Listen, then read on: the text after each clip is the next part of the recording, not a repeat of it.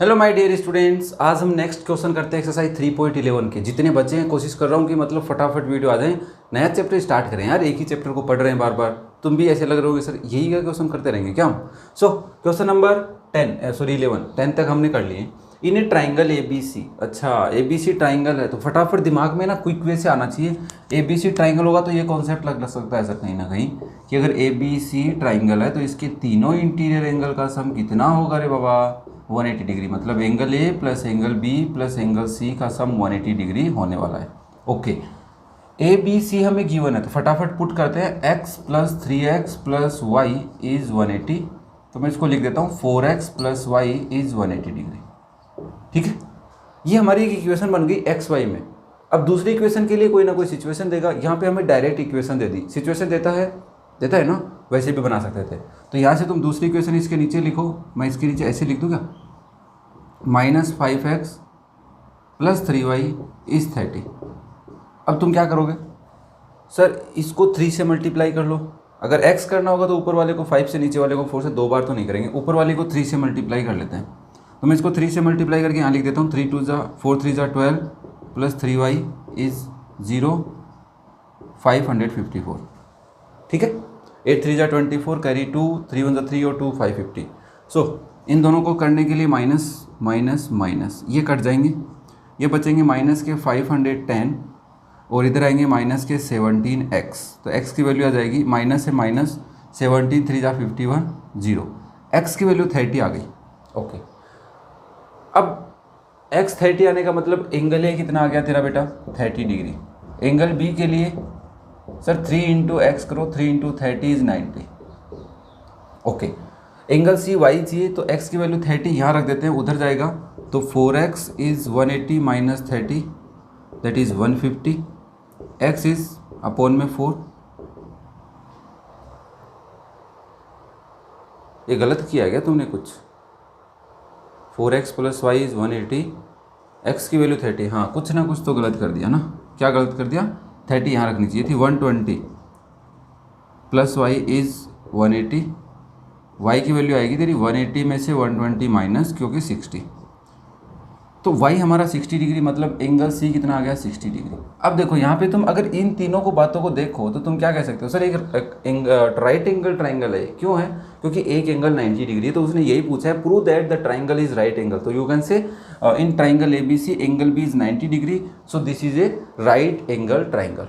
छोटा सा क्वेश्चन था, बट वही ना, कॉन्सेप्ट नया सीखना है कि सर ये ऑब्ट्यूज एंगल ट्राइंगल है, एक्यूट एंगल ट्राइंगल है, ये भी पूछ सकता है वो, तो ये ध्यान रखना। तो ये बातें हमें नहीं सीखने को मिली आज वाले क्वेश्चन में कि राइट एंगल ट्राइंगल प्रूव भी करवा सकता है। ठीक है भाई, क्वेश्चन नंबर 12 में देखो, जो कार वाला कॉन्सेप्ट था क्या कि अगर हम कोई कार हायर करते हैं, कार को अगर बाय नहीं कर रहे हैं, हायर कर रहे हैं कि हमें कहीं पे लेके जानी है, तो कार का एक फिक्स चार्ज होता है कि ये तो लगेगा ही लगेगा, प्लस चार्ज ऑन किलोमीटर, कि किलोमीटर जितने लेके जाओगे उस किलोमीटर का 1 किलोमीटर का चार्ज मुझे बताएगा वो, जो भी रुपए होंगे। फिर जितने किलोमीटर में गाड़ी लेके जा रहा हूँ उसका एक रुपीज़ का कलेक्शन बनेगा, उसको मैं फिक्स चार्ज के साथ ऐड कर दूंगा।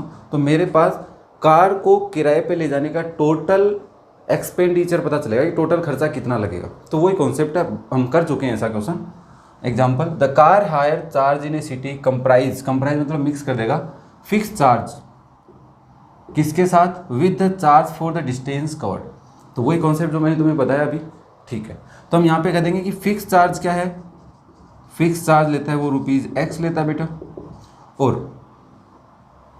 Charge for the distance covered, charge for distance covered, कि जितनी डिस्टेंस हम कवर करेंगे उसके ऊपर चार्ज क्या लगेगा, ₹y पर किलोमीटर होता है बेसिकली, कि 1 किलोमीटर का चार्ज। अब वो कह रहा है for a journey of 12 kilometre the charge paid is ₹89, कि अगर तू 12 किलोमीटर गाड़ी लेके जाएगा तो तेरे को कितने रुपए देने पड़ेंगे, 89। कैसे दिए ये बता, मतलब उसने कैसे कैलकुलेट किए होंगे। तो कहेगा सर x तो वो लेगा ही लेगा, प्लस 12 इंटू वाई लेगा, 1 किलोमीटर के कितने रुपए हैं उसके अकॉर्डिंग 12 किलोमीटर के कैलकुलेट करके उसने ऐड किए होंगे उसमें, और टोटल कितना बना होगा, 89 बना होगा। ठीक है, ये तो पहली सिचुएशन है। सेकेंड सिचुएशन में क्या कह रहे हैं, and for a journey of 20 kilometre the charge paid is ₹145। देखो किलोमीटर बढ़े हैं तो चार्ज बढ़ रहा है ना, हाँ, तो किलोमीटर बढ़ गए, मतलब 20 किलोमीटर का कितना रुपये ले रहा है उधर से, 20 किलोमीटर का तो गाड़ी लेके जाएगा तो 145। ओके, तो इसमें ना एक, अगर तुम ज़्यादा डीपली पढ़ोगे इन चीज़ों को, किलोमीटर वाले कॉन्सेप्ट को, तो वहाँ पे क्या होता है कि ज़्यादा किलोमीटर लेके जा रहे हो तो चार्ज कम लगता है, कम किलोमीटर लेके जा रहे हो तो चार्ज ज़्यादा लगता है। वो कॉन्सेप्ट हमें इतना डीपली नहीं जाना। शुक्र है आर.डी. शर्मा सर ने इतने बड़े वाले क्वेश्चन नहीं डाले इसमें, अदरवाइज वो भी डल सकते हैं। सो तुम कहोगे सर x + 20y = 145। अब तो ये तो सिंपल सा क्वेश्चन बन गया तुम्हारे लिए, ये क्वेश्चन इसके नीचे ही रख दो सीधी। क्यों भाई? क्योंकि सर x सेम है ना, माइनस माइनस माइनस ये कट गए, या 8y = 89। 45 मैं डायरेक्ट कैसे से करता हूँ ताकि कैलकुलेशन मिस्टेक भी नहीं हो।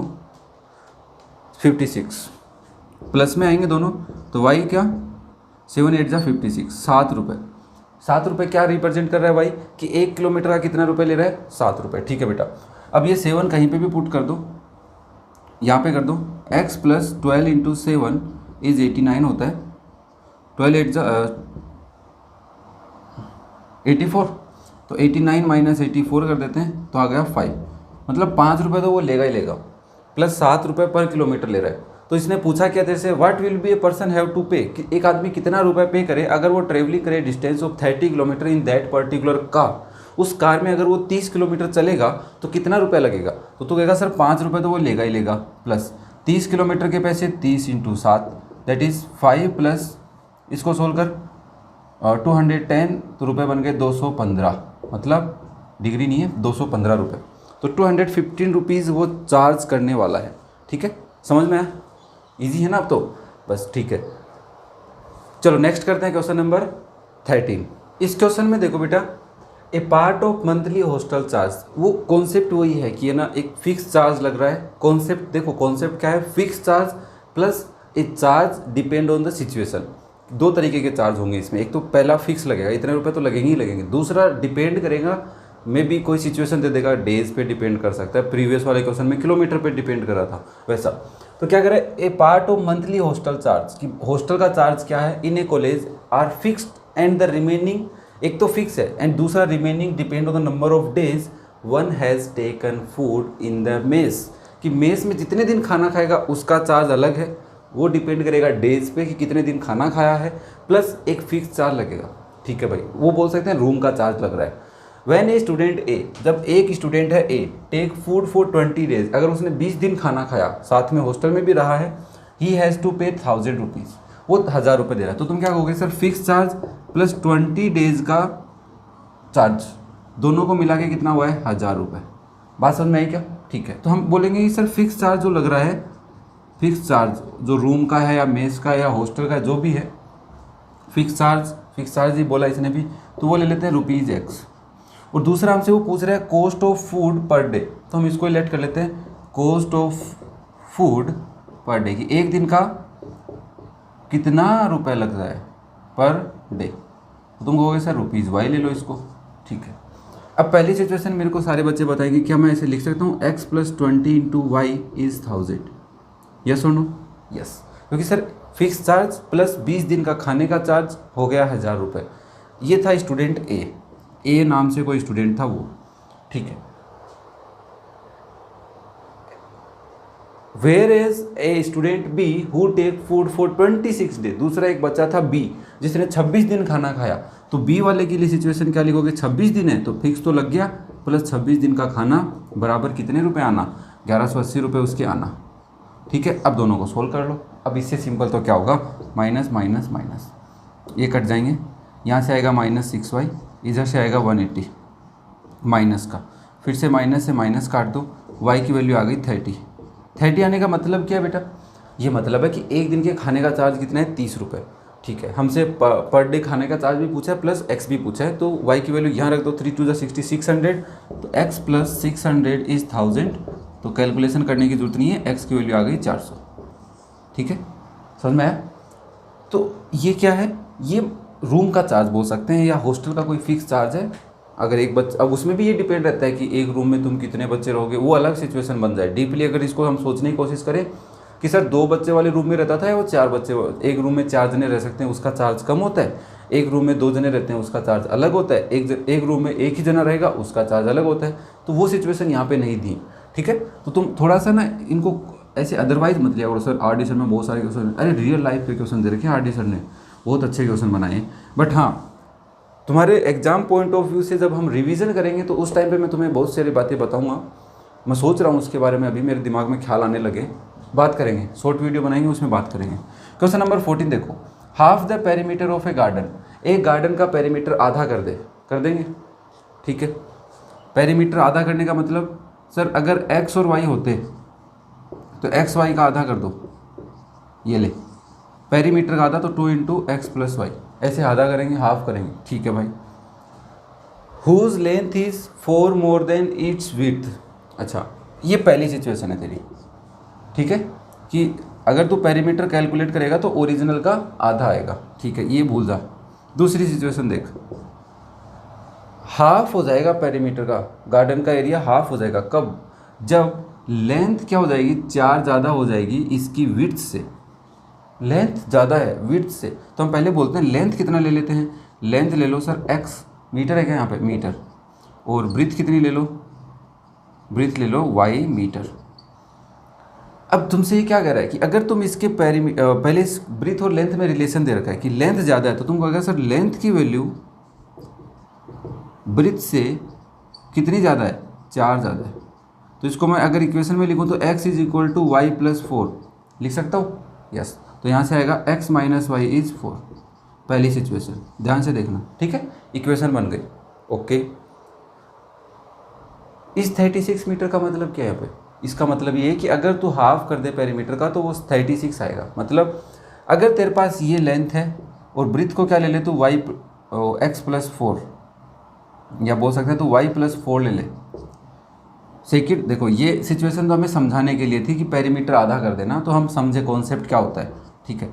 यहाँ पे थर्ड सिचुएशन में क्या बनाना चाहता हूँ, मैं कह रहा हूँ कि अगर तेरी लेंथ क्या है x और तेरी ब्रीथ क्या होगी y प्लस 4, ये बोल सकता हूँ। अब तो एक बात बता मेरे को, क्या इसको अगर मैं ब्रीथ को y रखूँ तो लेंथ तेरी x प्लस 4 हो जाएगी क्या, y प्लस 4 हो जाएगी क्या, ये बता दे मेरे को बस। मैं यहाँ पे इसको अंदर नहीं घुसाता हूँ, इधर रख। वो तेरे को क्या बोला, लेंथ ब्रीथ से 4 ज़्यादा है, तो मैं इसको ऐसे लिख दूँ, ठीक है।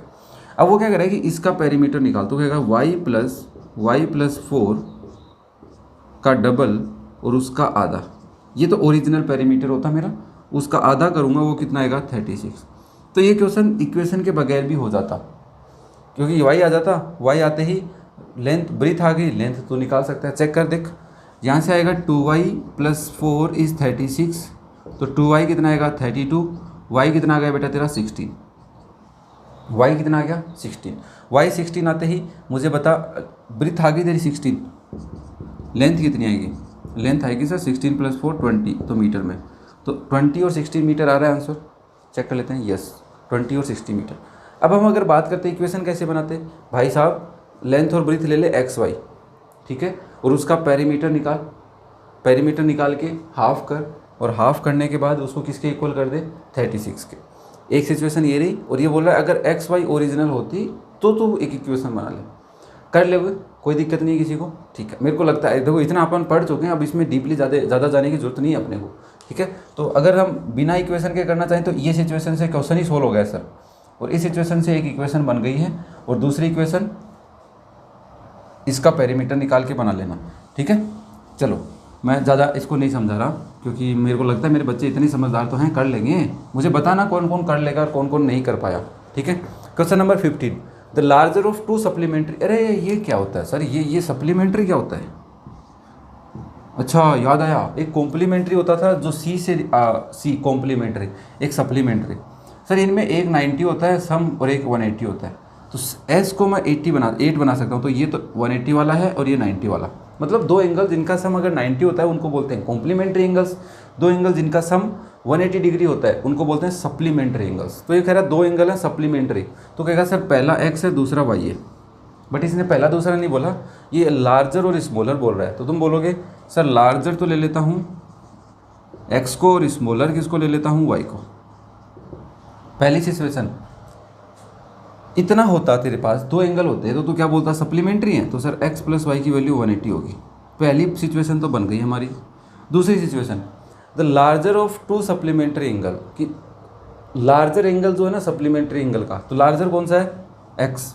जो एक्स है वो ओरिजिनल का मतलब स्मॉलर का 18 डिग्री ज़्यादा है, एक्सीड द स्मॉलर बाई 18, मतलब स्मॉलर से 18 डिग्री ज़्यादा है।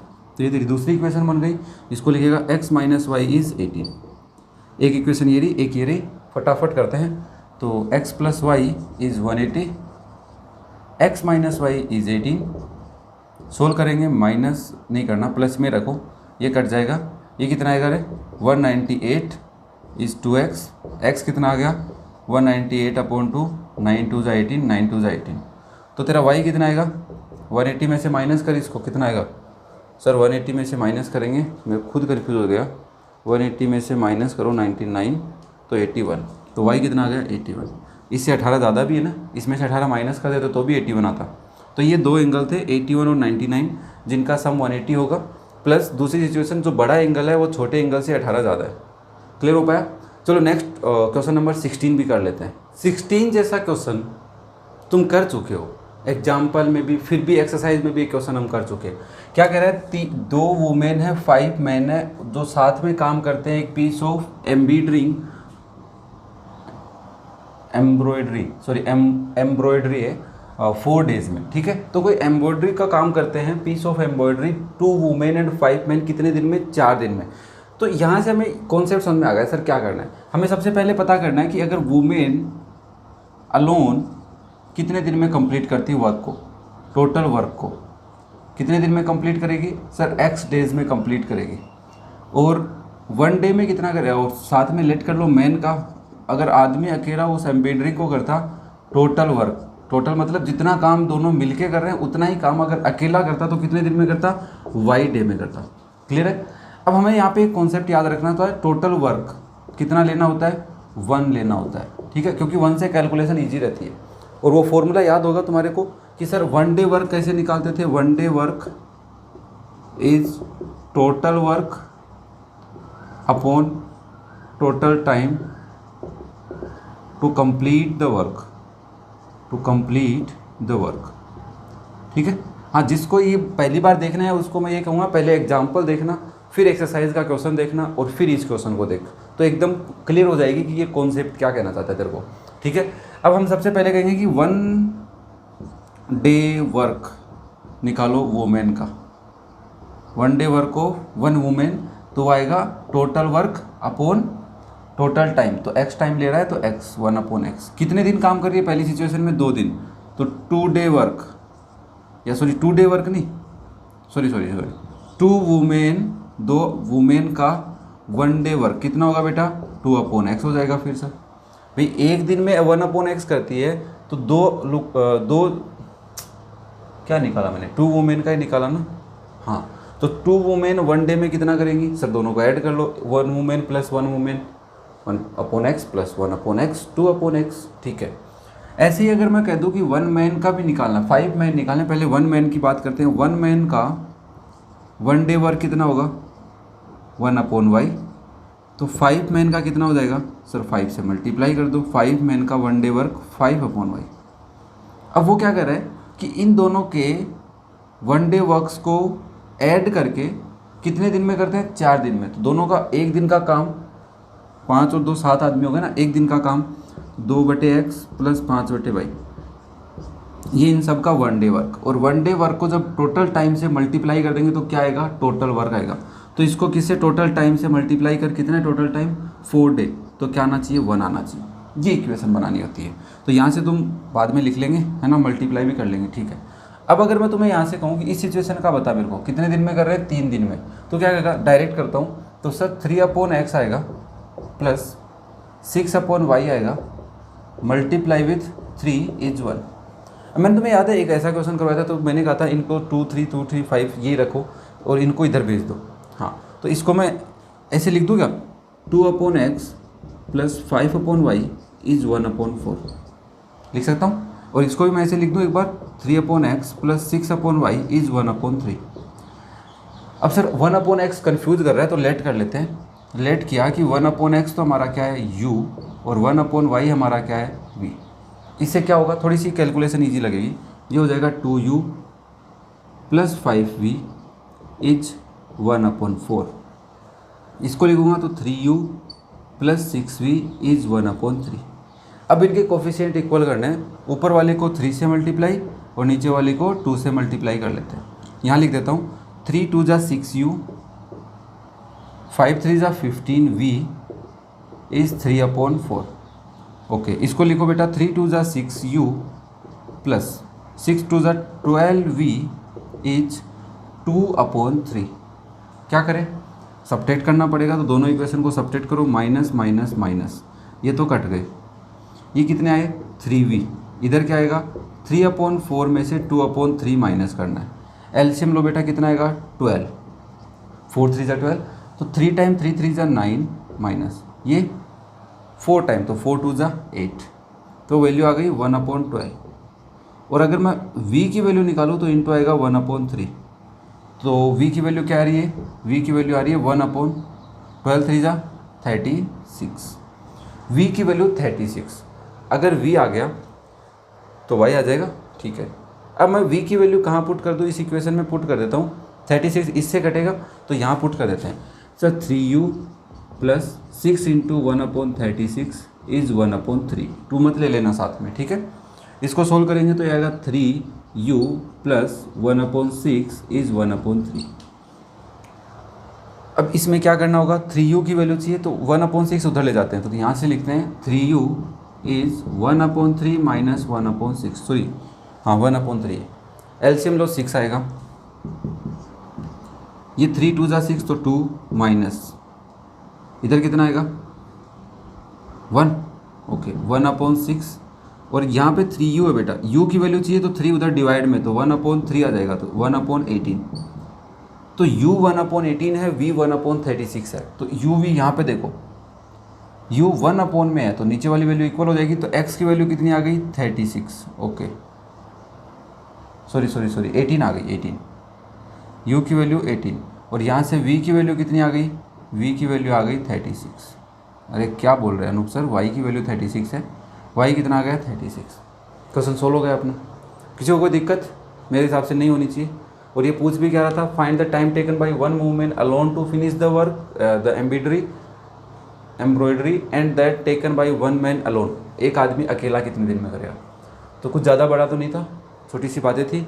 18 और 36 आंसर आ रहे हैं अपने, यस 18 और 36, ठीक है, क्लियर है, सिंपल सा था। ओके, कुछ गलत लग रहा है क्या, मेरे को भी लग रहा है क्या।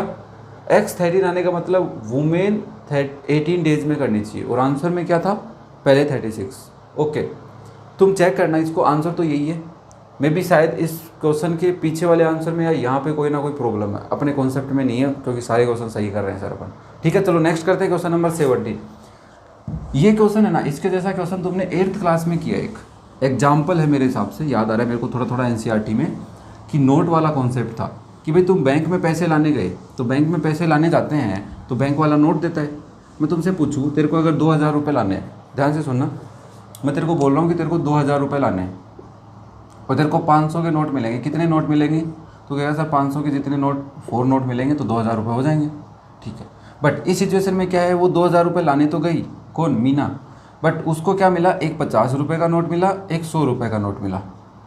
वो पूछना चाह रही है कि 50 और 100 के कितने नोट मिले उसको कि 2000 रुपये बने, कितने।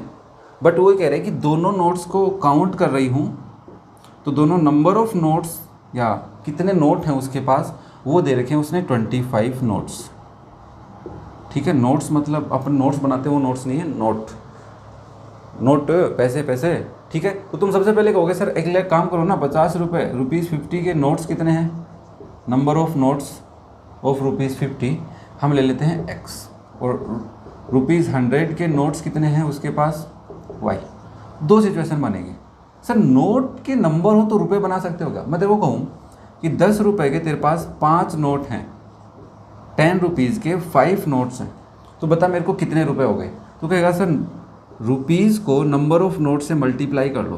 तो मैं यहाँ से अगर रुपीज़ बनाना चाहूँ 50 रुपये के नोट से कितने रुपए बने होंगे, तुम कहोगे sir 50 × x 50x, this is the rupees of 50 notes. इसको अगर मैं 100 रुपीज़ के नोट्स के साथ ऐड कर दूँ तो कितने रुपए होने चाहिए उसके पास? वो 2000 लाने के थे तो 2000 ही होनी चाहिए। तो यहाँ से एक इक्वेशन बन गई 2000। दूसरी, सर x प्लस वाई दोनों नोट्स को अगर मैं ऐड कर दूँ, काउंट करूँ तो कितने नोट बन रहे हैं? 25। बस ये क्वेश्चन बन गया। अब तुम्हें इनको से y को इक्वल कर लो, 100 ईजी मल्टीप्लाई होगा तो नीचे वाले को 100 से मल्टीप्लाई करते हैं, तो मैं इसको लिख सकता हूँ 100x प्लस 100y इज़ 2500, और उसको नीचे लिख देते हैं 50x प्लस 100y इज़ 2000। बेटा फटाफट सोल्व करो एक बार, मैं इंक डाल लेता हूँ, है ना, मार्कर थोड़ा स्लो चलने लगा, लाइट स्लो नहीं, लाइट चलने लगा। तो मुझे बताओ अभी कैलकुलेशन हो सकती है, ईजी हो सकती है ना।